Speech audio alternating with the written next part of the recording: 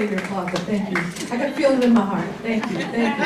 It's really interesting to hear someone read your Bible, and it dates me, but I'm so proud to say that I will be 64 June 10th. I'm just grateful for that. Grateful for that because some of you guys who were in the leadership training yesterday and this morning heard my story. And every time I get a chance in front of people to tell my story, I like to tell my story. So bear with me. So back in 2014, I was diagnosed with brain cancer and had brain surgery. And the miracle in it all is that I had a seizure at our church. We go to Salem Baptist Church. I had emergency brain surgery that Tuesday. And then they released me from ICU that Thursday with no neurological and physiological deficits. So I'm so grateful to God. The other thing that happened is who walks back in the church that Sunday? Me. So all in 7 days. And in the process, I felt like I just had a nap. So I woke up with no pain at all. And just like I had a good nap. You know how a good nap feels? It's amazing. So I'm just grateful. So faith is a strong part of who I am. Also, in addition to the bio, I really have a love and care for people. People who know me know I've always gone out of my way to make sure I do anything I can to help others and to share information. Information is not power where you keep it. Information is power where you give it out. Okay?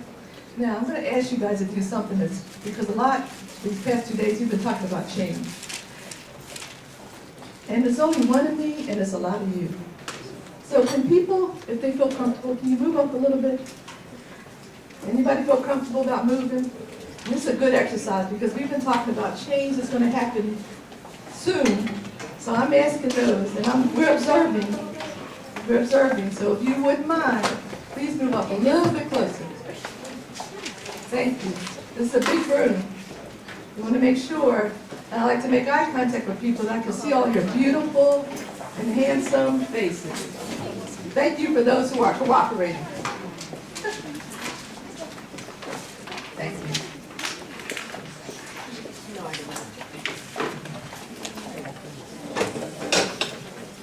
Okay, while people get settled, just to be sure that you're in the right place, I've been asked to talk about how to become a delegate.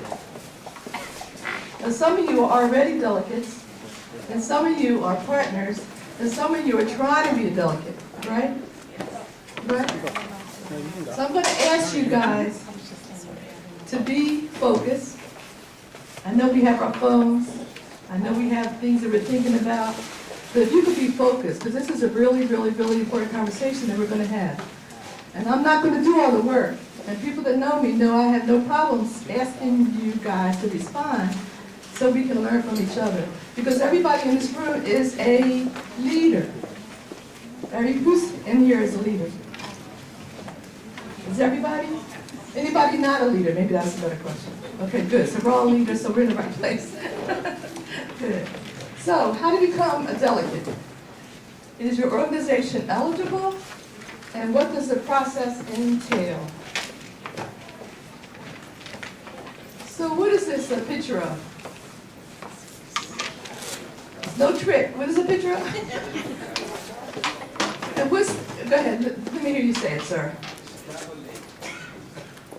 Chicago lakefront. Okay, good. Chicago lakefront. We agree? Okay, and what's that symbol? Emblem of the city. We all agree? Yeah, great. And so we all agree that's the city of Chicago lakefront, and that's the city logo. And we all, whether we live there or work there, we all are here in Chicago. We all agree? Okay, so we're a team. We're a team, and it's so important that we function like a team. And everybody says there's no I in team. And so the city, delegates, partners, everybody needs to lock arms and be together so we can make this change happen, because it's coming. It's going to happen. So don't spend your energy fighting it. It'd be like me saying, you know what, guys, I'm going to rock through that ball. That's not going to happen. But this change is going to happen. And what's important is that how you respond to the change. Smart people, smart leaders are going to respond to the change in a way that they're going to embrace it, understand it, and be part of what's happening in Chicago. True? Couple nods. I know it's a process. I know some change is hard. We're human. we don't like change because we don't know what's on the other side. We know where we are now. I asked you guys, when you first came in, some people took seats. And then I asked you guys to get closer. I'm so grateful for the ones who had the courage to change their seat. Because change is hard. And changing the seat is a small thing. But when you think about what's going to happen in terms of the city of Chicago, that's a big thing. And it's going to take all of us to make sure it happens in a way that shows that Chicago is strong, Chicago's on top of things, and Chicago got it going on. You agree? So you might not feel in your heart today. I can tell by your faces, some of you. But as time goes on, you'll get used to the idea. And the city is doing that, bending over backwards, doing everything in their power to make sure they communicate with you all the things that are happening. Okay? So moving ahead with our slide. What's that a picture of? It's here, United States. United States, exactly. And then what's those numbers? You know what those numbers represent, anybody? Districts, sort of. So Head Start has how many regions? How many regions does Head Start have in the country? 10. 10. So the region that we're in right now in Chicago is region, somebody say it? 5, exactly. So when I was in Philadelphia, we were region 3. So it's the country is divided into different regions. So that's just a little basic foundational information that's just important to know, right? It's going to get better, you guys. I see your faces. It's going to get better. Tough crap. Okay, what is this? Slide up. Tells you. You got a cheat answer at the top. Say it loud and proud. Communities in Chicago. Yes, exactly. So the city has divided the different communities in Chicago up among the delegates, right? So this is some basic information, but things that you need to know, because you have to have the right mindset when you're working on your RFP so you can have your foundation, right? So let's pause for a minute. Let's pause for a minute. The energy in here is like, oh. And I'm a loving person and a hugger, care about people, like to have fun. This is no trick here. The goal the city has is to help everybody, right? And my job is to try to be as transparent as I can be so I can support and help agencies. Good? So what are people feeling right now? We're towards the end of our second day. What are people feeling? Volunteers, I wanted to point you out. Raise your hand so she knows where to bring the mic. Thank you. Overwhelmed. Overwhelmed. That's it. What else? What are other people feeling? Somebody said something. Did you say something? No. I thought I heard somebody say confused. What are some other feelings? I said defeated. Defeated. Overwhelmed, confused, defeated. What other feelings are happening here? Everybody feels something. Go ahead, say it on that. A little anxiety, but Anxiety. optimistic. Optimistic. That's a good combination. A little shaky, but it's a good combination. What other feelings? You know, one of the things that you guys have been watching the past day and a half, you guys are experts at sometimes not communicating your heart. And so you're carrying around weight that you shouldn't have to carry around because you're not communicating. Everything that was said thus far and everything you're feeling, I don't need to know it, is legitimate. We're human. We're human. Nobody likes change. It's hard. However, everything changed. I wish you guys had been in the leadership trainings. Everything changes at some point or another, right? Sears went out of business. Who would have thought that? Nobody. Even Payless, which I thought they'd be here forever, they went out of business. Who would have thought that? When I was in Philadelphia and went to undergraduate school, I went to Drexel University.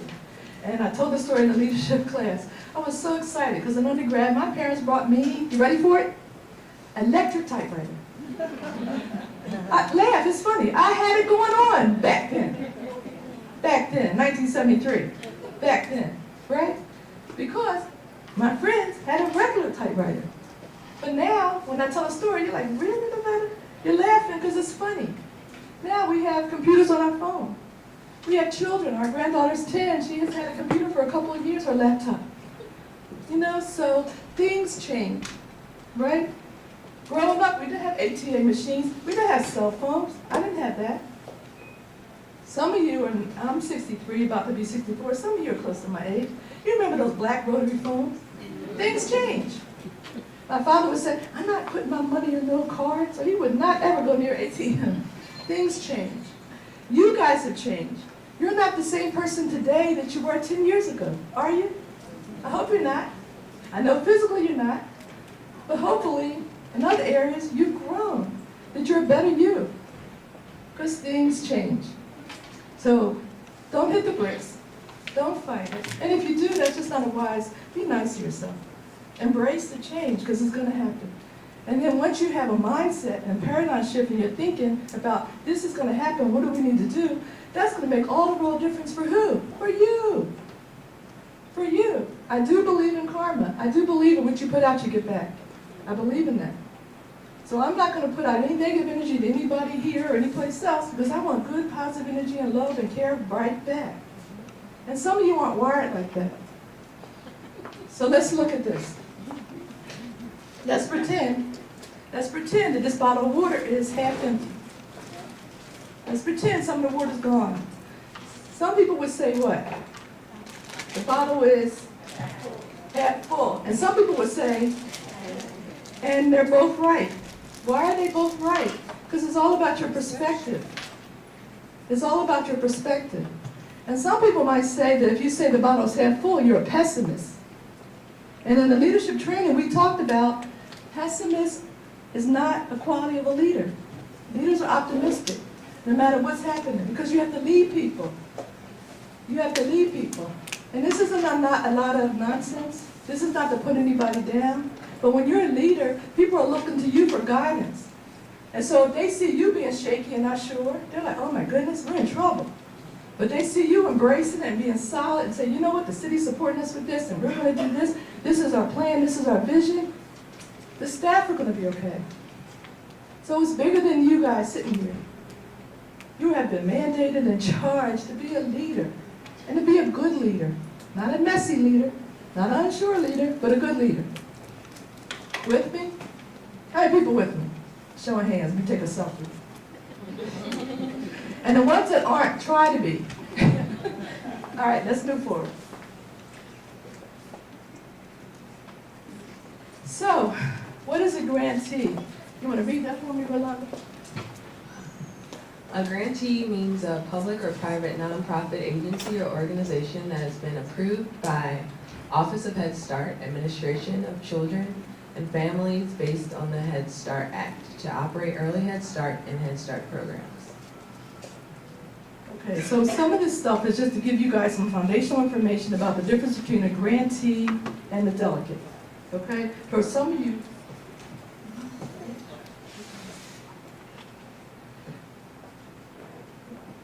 okay, what is a delegate? Somebody want to read? Want to pick somebody to read with the beautiful glass? Thanks, ma'am. What is a delegate? The term delegate means a public, private, nonprofit, including community-based organization, or a for-profit organization or agency to which a grantee has delegated all or part of its responsibility for operating a Head Start, Early Head Start, or Head Start CCP program. Well done, thank you. So think about it. The other day we talked about why are we in the field that we are? Why do we do the work that we do? And many people talked about their love for children and wanting to change the world and wanting to make a difference. So we all have positions within your agency or your organization. You all have a title. You all have a responsibility. But it's bigger than any of us. The children and families of the city of Chicago are dependent on us.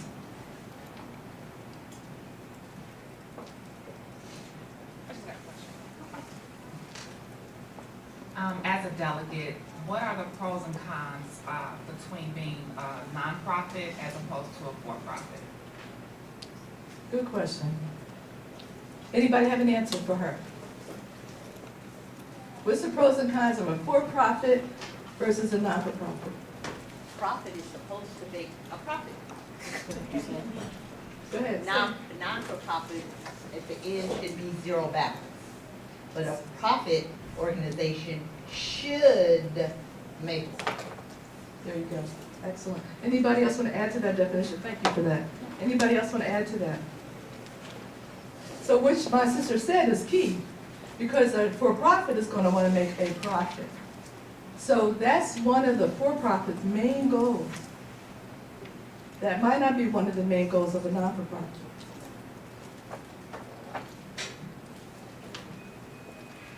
So Chicago Early Learning Community-Based Programs, RFP. People have gotten their copy of the RFP? Yes? How many people have it? In some form or fashion, whether electronically or hard copy. Okay. I would implore you to make sure you spend time going through that 75-page document. It's a lot of meat on that bone. It's a lot. But how do you eat an elephant? One bite at a time. So don't wait till the last minute to say you can just whip this together. You can't. And some of us are procrastinators, and that gets us in trouble, right? So one of the things that we're strongly suggesting is that people have a plan, an action plan, and we talk about leadership having a flight plan, where you determine a timeline, you determine who's going to be on your committee, you determine who's going to be your writers, you determine who's going to read and reread your document so that you're ready, that you feel confident, that you're not stressed. Some of the reasons that agencies are stressed is because sometimes we lack follow-up, sometimes we don't do what we say we're going to do, and then things creep up on us at the last minute and it's overwhelming. So don't do that to yourself. All right? Be proactive, be a planner. So this is just the date of the pre-solicitation conference, which is April 9th. Registration is required. So make sure you do, that's something simple you can do quickly.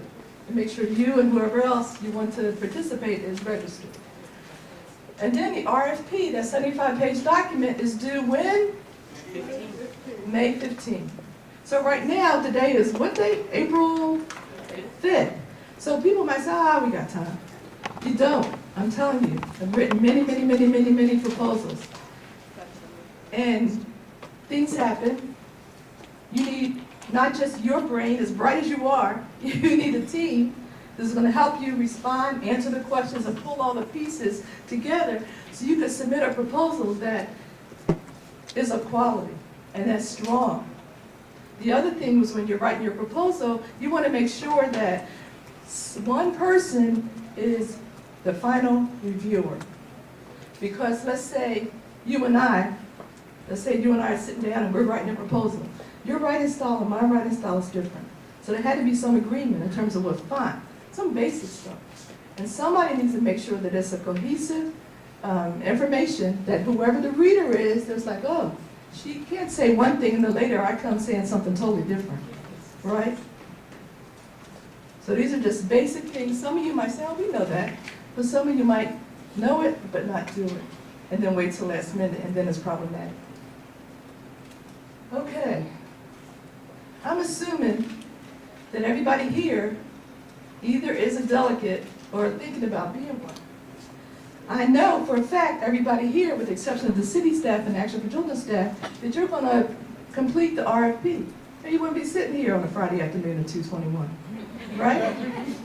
As nice as I think I am, you're not going to hang out with me on a Friday afternoon and talk about this. This is not sexy, as they would say, but it's necessary, right? So, deciding whether to apply. Writing a grant application is a formidable task requiring many hours of time and planning. This is not something you can just up and do on a Saturday morning. You can't.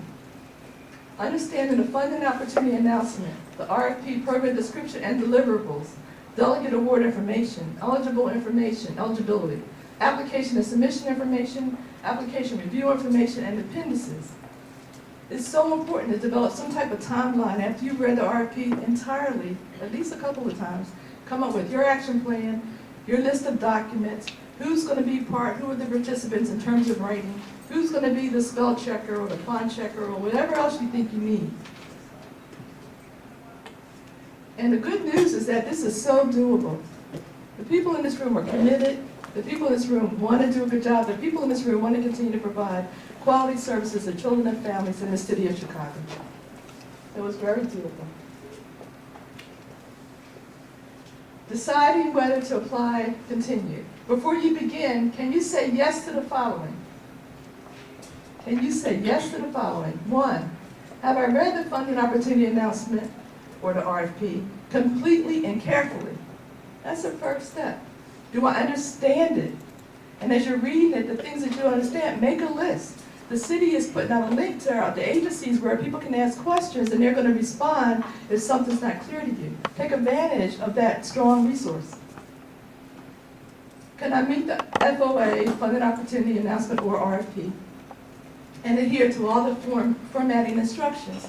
There's an expectation of how they want the document to look when you submit it. There's an expectation. They don't want different kinds of, the information will be different, but they don't want it to look different. This morning, when we all got up and decided what to put on, that was fine. Everybody wore what they wanted to wear and their style, and that was all good. The RFP is different. It needs to be some guidance on it. It needs to be consistent. Can I meet the FOA deadline and adhere to all the format instructions? Can I adhere to the electronic file requirement? I know for a fact some agencies have dial-up. You need to come up with a plan, because dial-up takes a while sometimes. And then you can't go crying to Madeline saying, but I submitted to the 229, Madeline, and I don't know what happened. And then here, by the end of this time, you're still trying to dial up to get the document through. So it's little things that I just really want you guys to understand. There's practical things we need to consider before you even sit down with a pen and paper at your computer writing an RFP. Okay? I think Saratha or someone mentioned yesterday, it would be really helpful if you try to even get it, your deadline is a day ahead of time, so that if there's anything that happens, you're covered. You don't have to be freaked out, because we all know. I was doing a PowerPoint presentation for the training yesterday, and all of a sudden, everything just disappeared before I got here yesterday morning. Things happen, especially when you don't need them to happen. And we know that, so we prepare for that. Does my organization have the technical expertise, the personnel, and the financial capacity to successfully implement the project goals and expectations described in FOA?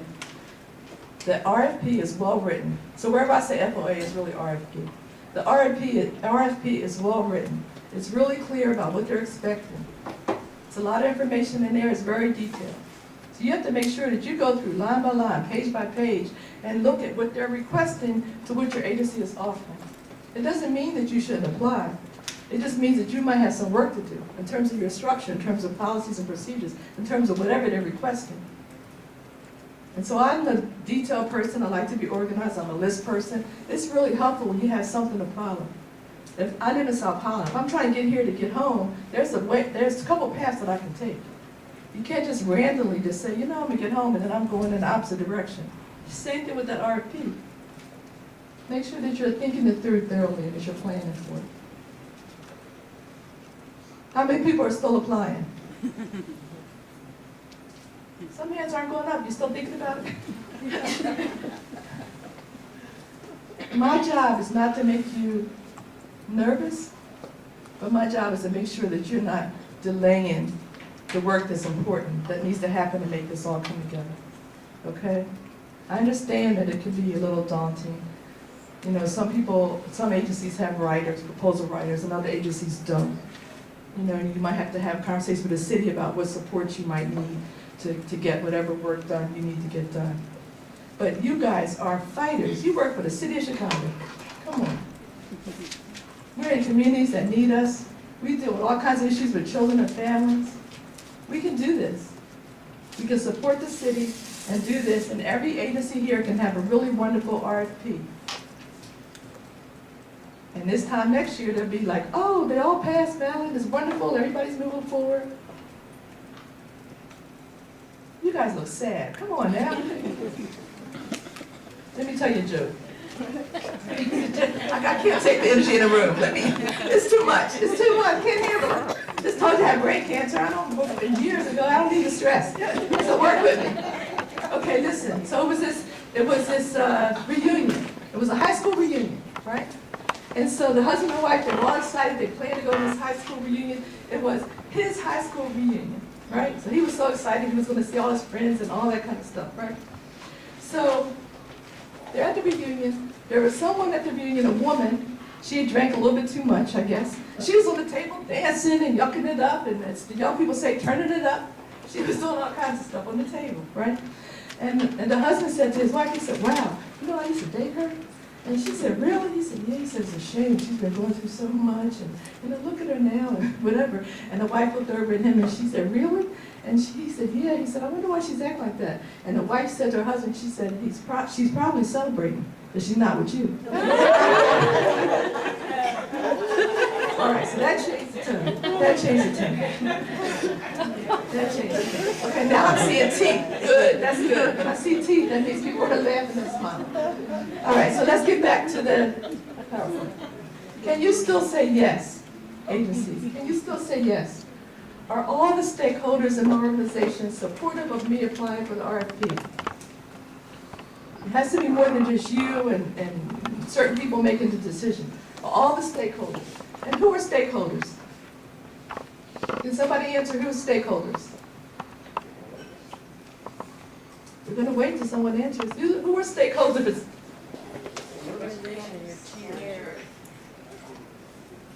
Parents?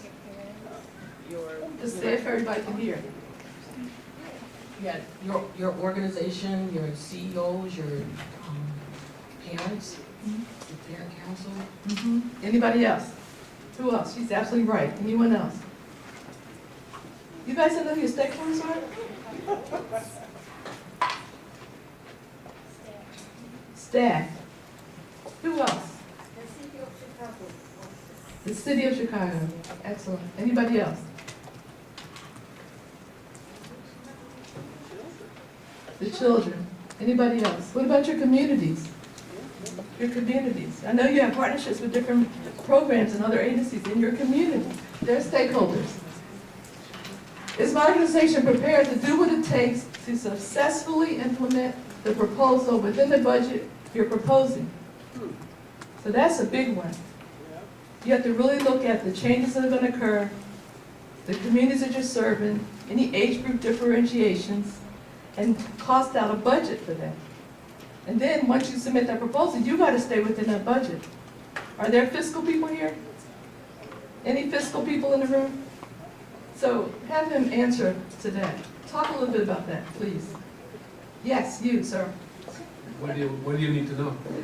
What kind of things are you going to talk to your agency about in terms of the budget? Projecting as we go along where we're going over or where we're falling short. So it's all about, what month by month budget versus actual, and then using that to project out and make adjustments as necessary. Excellent. Good, good, good. So one of the things he's saying, I'm taking away from what he's saying, and thank you for that, is that you really have to know where you stand currently. I know some agencies are under-enrolled. And so you have a budget on paper, but that's not the budget in reality, because you're under-enrolled. And under-enrolled is another issue, because I don't understand why we're under-enrolled in the city of Chicago. I really don't. And I will have a strong conversation with anybody that wants to debate that. But I think we know people are under-enrolled because you're not out there recruiting aggressively like we're supposed to be.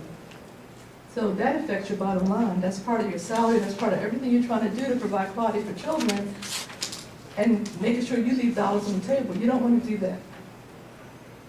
Is my organization prepared to do what it takes to successfully implement the proposal within the budget we are proposing? That's a key question. Applicants should consider the administrative requirements that accompany federal funding, such as A133, which is costly. That could be as much as $20,000 for that type of audit. Depends on your organization and size. Required reports, self-evaluations, and participation in national evaluations. So the dollars, which are wonderful dollars, and they're going to provide quality for children and families, it comes with some expectations the city has of each of you all. in terms of reporting.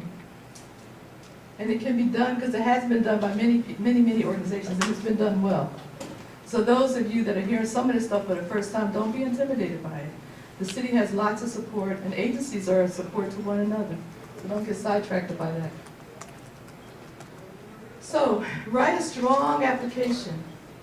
You want a strong application. You want the city to, and whoever's reading their proposals to be able to say, this organization knows exactly who they're serving. They know exactly what they're talking about. Their budget matches their program description.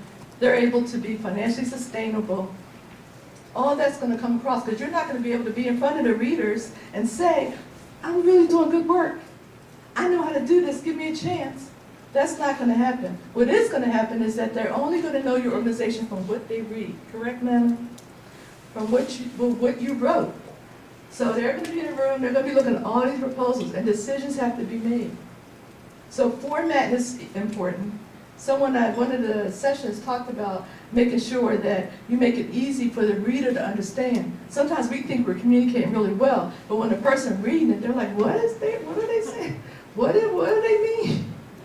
So that's something that's important, that the writer is going to read it, but also have other people that are reading it as well, so that what you're trying to communicate is and your intention is noticed. So your goals and objectives clearly defined, specific and measurable. Measurable. You want to be able to track that. I said I'm going to have 300 children, and I have 300 children. How are you going to measure that? Document the need for service that the RFP supports and your organization's track record in fulfilling such need and how you plan to accomplish the need. This is a great time for you to tell a little bit about your history, about what you're doing, the things that you're doing well, the things that you're successful in. And there's many things that each of the agencies are very, very successful with. Approach and impact, which shows how you plan to achieve the purposes of the grant. What's your approach? What's your program delivery? How are you going to meet the goals that you described in your RFP? Resources and capabilities, which describe the knowledge, staffing, and fiscal capacity that your organization has to meet. Talk about it. Any organizations in here 100 years old? 75? 50? 50. So that's 50 years of experience. And there are some organizations that are not here that are over 100 years old, like Chicago Commons, like Mary Crane, and there's others. Right? So talk about, you got all that history, you know, talk about the good work that you guys have been doing and been doing that for years. Staffing. Talk about your staffing. Talk about the expertise that your staff are bringing to the table. And include some stories, some anecdotes as well that's going to describe some of the great stuff that you guys are doing. Your fiscal capacity, how you've been able to balance your budget, how you've been able to submit vouchers, how you've been able to just be able to do this good work in a timely fashion.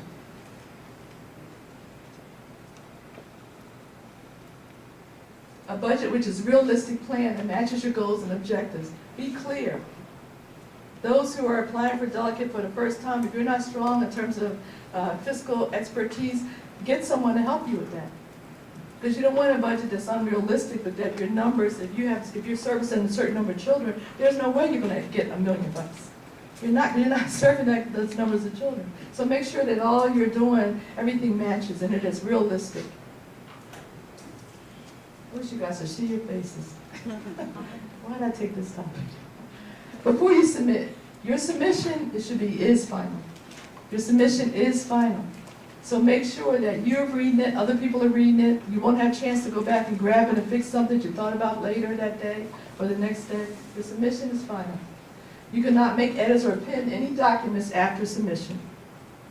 Use a checklist to ensure that all required documents are required in your application package. I can't stress that more enough. Have a checklist. Have goals, have plans, have something that you can keep track of what you're submitting and what you still need. Just 2 cents. Do this in Word or whatever your word processing document is. Do not try to do it in the actual application because the formatting's going to throw you off and you'll end up really frustrated. So just a suggestion. That's good. From personal experience. That's good, that's good. Did everybody hear her? No. Can you give it a minute? That's excellent. do your application in Word or a word processing system that you use. Do not do it, don't answer the questions within the current application until your answer is right. You know, so you don't want to be in that application and be editing it and trying to print it out and have other people look at it. Do a Word document, answer the questions in a Word document, make sure it's exactly the way you want it, and then cut and paste. Because what happens is you do edits, it reformats you, the sentences, it gets cut off. Very frustrating experience. So you don't want to go there. So to save yourself time and trouble, and you want to give yourself a couple days to do the cutting and pasting, but definitely do it in a system where it's easily editable, and you can have your teammates look at it with you. That's excellent, thank you. That was priceless advice. Thank you for that. So use a checklist to ensure that all required documents are included in your application. Be thorough in your review of your application, and do not wait till the last minute to submit.